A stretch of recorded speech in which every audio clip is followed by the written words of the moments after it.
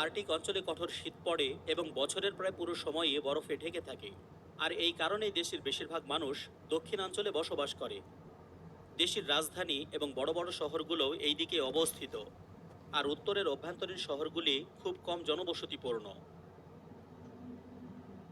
অনেক ক্ষেত্রেই বলতে শোনা যায় নরওয়েতে 6 মাস দিন এবং 6 মাস রাত থাকে। মূলত এই কথাটি সত্য নয়।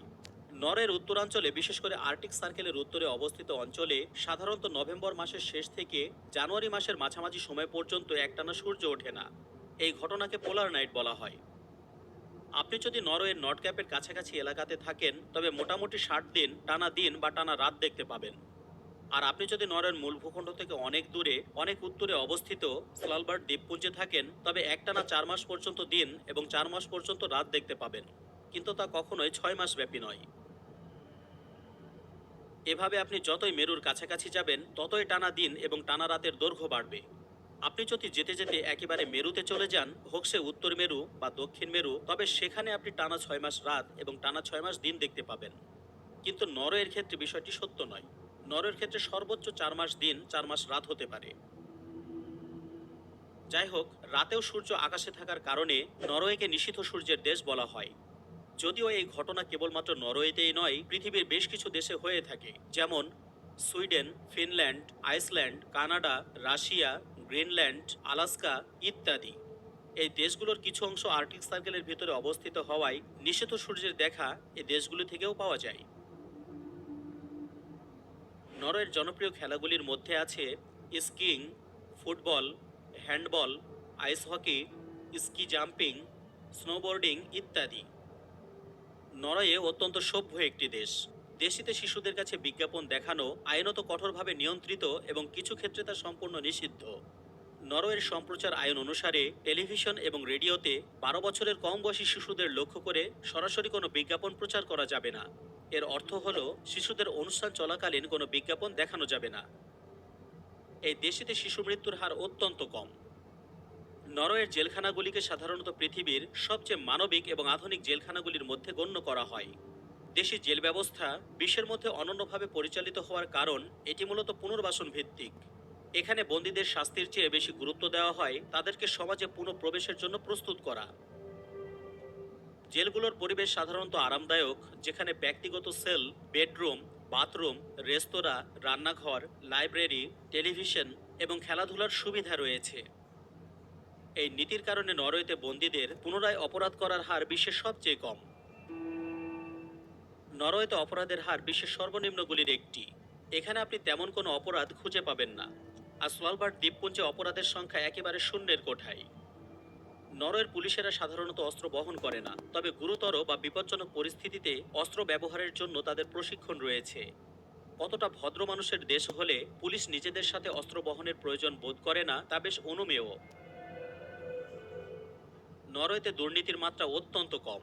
জনগণ বিশ্বাস করে যে সরকারি প্রতিষ্ঠানগুলো স্বচ্ছভাবে কাজ করে এবং জনগণের জন্য নিবেদিত।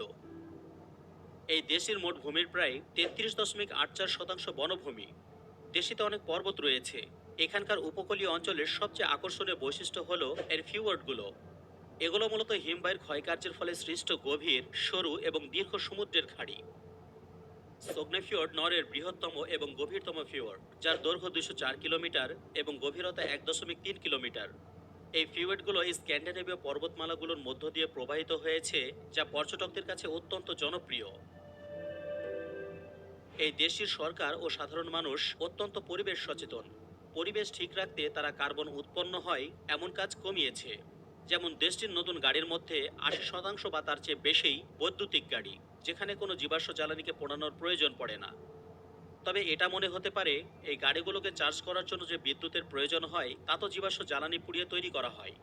মূলত সেটিও ঠিক নয়, কেননা নরওয়ের বিদ্যুতের উৎসগুলো হলো জলবিদ্যুৎ 89.1%, বায়ুবিদ্যুৎ 9.2%, সৌরবিদ্যুৎ 0.2%, জীবাশ্ম জ্বালানি হতে 1.2%, জৈব বস্তু এবং বর্জ্য থেকে 0.2% বিদ্যুৎ উৎপাদন হয়, যার প্রায় অতি সামান্য একটু অংশ বাদে পুরোটাই পরিবেশ বান্ধব। নরওয়ের মানুষ সাইকেল চালাতেও অত্যন্ত বেশি ভালোবাসে এবং এটি তাদের দৈনন্দিন জীবনের একটি গুরুত্বপূর্ণ অংশ। বিশেষ করে বড় শহরগুলোতে যেমন অসলো, বার্গেনে সাইকেল চালানো খুবই জনপ্রিয়। দেশটির সরকার সাইক্লিস্টদের জন্য উন্নত অবকাঠামো তৈরি করেছে। বেশিরভাগ শহরে সাইকেল চালানোর জন্য আলাদা লেন বা রাস্তা রয়েছে, যা যাতায়াতকে আরও বেশি নিরাপদ ও সহজ করে তোলে। তবে এই দেশটিতে করের হার অনেক বেশি। স্বাস্থ্যসেবা, শিক্ষা এবং সামাজিক নিরাপত্তার মতো মৌলিক পরিষেবাগুলো জনগণের করের টাকায় বিনামূল্যে বা খুব স্বল্প খরচে প্রদান করা হয়। এজন্য এই দেশটিতে ট্যাক্সের রেট অনেক বেশি, কিন্তু ফলশ্রুতিতে দেশের মানুষ অনেক সেবা পায়। What makes staff better than ordinary suits?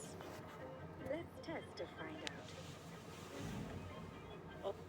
দেশটিতে ট্যাক্সের রেট অনেক বেশি, কিন্তু ফলশ্রুতিতে দেশের মানুষ অনেক সেবা পায়। 2025 সাল অনুসারে নরওয়ের সর্বোচ্চ আয়কর হল 47.4%, তবে এটি কিছু শর্ত সাপেক্ষে 53.9% পর্যন্ত হতে পারে। নরওয়েতে বসবাসকারী বাংলাদেশিদের সংখ্যা তেমন একটা বেশি নয়। আনুমানিক 5,000 মতো বাংলাদেশি নরওয়েতে বসবাস করে, তবে সাম্প্রতিক বছরগুলোতে ধীরে ধীরে তা বৃদ্ধি পাচ্ছে। কোন কারণে বাংলাদেশিরা নরওয়েতে যায়? এর কারণ হলো উচ্চশিক্ষা, উচ্চ বেতন ও অর্থনৈতিক সুযোগ, উচ্চ জীবনযাত্রার মান, পারিবারিক পুনর্মিলন ইত্যাদি।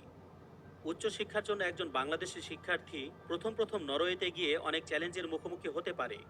সবচেয়ে বড় অসুবিধার মধ্যে একটি হলো দেশটির চরম শীতল জলবায়ু এবং দীর্ঘ অন্ধকার বা দীর্ঘদিন, যা মানসিক স্বাস্থ্যের উপর প্রভাব ফেলতে পারে। জীবনযাত্রার উচ্চ ব্যয় আরও একটি বড় সমস্যা, যেখানে বাসস্থান, খাদ্য এবং দৈনন্দিন জিনিসপত্রের খরচ অনেক বেশি। নরওয়েজিয়ানদের সংরক্ষিত স্বভাবের কারণে নতুন বন্ধু তৈরি করা বা সামাজিক জীবন গড়ে তোলা বেশ কঠিন হতে পারে।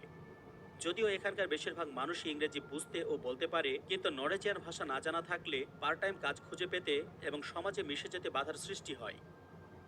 এছাড়াও নরওয়ের স্বাধীন গবেষণা ও স্বশিক্ষার উপর নির্ভরশীল একাডেমিক সিস্টেমও বাংলাদেশের শিক্ষার্থীদের জন্য নতুন ও কঠিন হতে পারে। অধিকাংশ ক্ষেত্রে নরওয়ের উচ্চশিক্ষা অর্থাৎ বিশ্ববিদ্যালয় এবং কলেজ পর্যন্ত লেখাপড়া টিউশন ফি ছাড়াই দেওয়া হয়, বা তা লাগলেও খুব একটা বেশি নয়। দেশের বিশ্ববিখ্যাত কিছু বিশ্ববিদ্যালয় হল University of Oslo, Norwegian University of Science and Technology, University of Bergen, UIT, the Arctic University of Norway, Norwegian School of Economics ইত্যাদি। নরওয়ের ইতিহাস হাজার বছর পুরনো। 1200 বছর আগে এখানে ভাইকিংদের বসবাস ছিল। ভাইকিংরা ছিল মূলত স্ক্যান্ডিনেভিয়ান অঞ্চলের নাবিক, ব্যবসায়ী, অভিযাত্রী, যোদ্ধা ও জলদস্যু। প্রায় 800 থেকে 1066 সাল পর্যন্ত এই ভাইকিংরা সমুদ্রপথে ইউরোপের বিভিন্ন স্থানে অভিযান চালাতো, ডাকাতি ও বাণিজ্য করত এবং নতুন বসতি স্থাপন করত। তারা আইসল্যান্ড এবং গ্রিনল্যান্ডের মতো নতুন ভূমি আবিষ্কার করে, এমনকি তারা উত্তর আমেরিকাতেও পৌঁছেছিল। এই ভাইকিংদের দ্বারাই মূলত আজকের এই নরওয়ের সূচনা। ভাইকিং যুগের পর নরওয়ে দুর্বল হতে শুরু করে। 1380 সালে নরওয়ে ডেনমার্কের সঙ্গে একটি ব্যক্তিগত রাজকীয় জোট গঠন করে এবং পরে সুইডেনও এই জোটে যোগ দিলে 1397 সালে কালমার ইউনিয়ন গঠিত হয়। এই ইউনিয়ন থেকে সুইডেন বেরিয়ে এলেও নরওয়ে প্রায় 417 বছর ধরে ডেনমার্কের অধীনে ছিল। এই দীর্ঘ সময়ে নরওয়ে একটি স্বাধীন রাষ্ট্র হিসেবে তার ক্ষমতা হারিয়ে ফেলে এবং ডেনমার্কের একটি প্রদেশ হিসেবে পরিচিতি লাভ করে। অবশেষে নরওয়ের মানুষ সুইডেনের সঙ্গে এই জোট থেকে বেরিয়ে আসার সিদ্ধান্ত নেয়। 4 নভেম্বর 1814 সালে নরওয়ে সুইডেনের সঙ্গে সংযুক্ত হয়ে সুইডেন নরওয়ে ইউনিয়ন গঠন করে। এই সময় নরওয়ে স্বাধীন সংবিধান পায়, কিন্তু বিদেশি নীতি ও প্রতিরক্ষা বিষয়ে সুইডেনের নিয়ন্ত্রণ ছিল। অবশেষে দীর্ঘ এক রাজনৈতিক প্রক্রিয়ার পর 7 জুন 1905 সালে নরওয়ে শান্তিপূর্ণভাবে সুইডেন থেকে বিচ্ছিন্ন হয়ে সম্পূর্ণ স্বাধীনতা লাভ করে।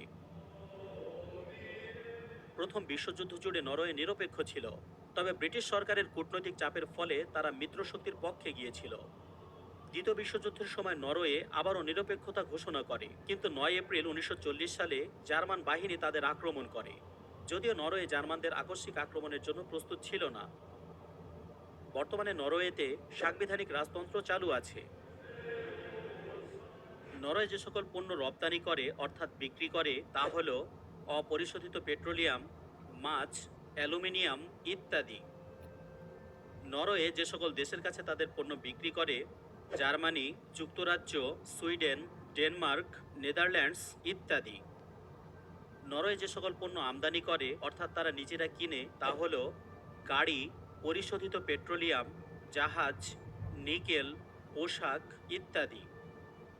যে সকল দেশের কাছ থেকে তারা এই সকল জিনিস কিনে থাকে সেগুলো হলো সুইডেন, জার্মানি, চীন, মার্কিন যুক্তরাষ্ট্র, নেদারল্যান্ডস ইত্যাদি। নরওয়ে অত্যন্ত ভদ্র দেশ হওয়ার কারণে বর্তমানে অন্য কোনো দেশের সাথে আনুষ্ঠানিক শত্রুতা নেই।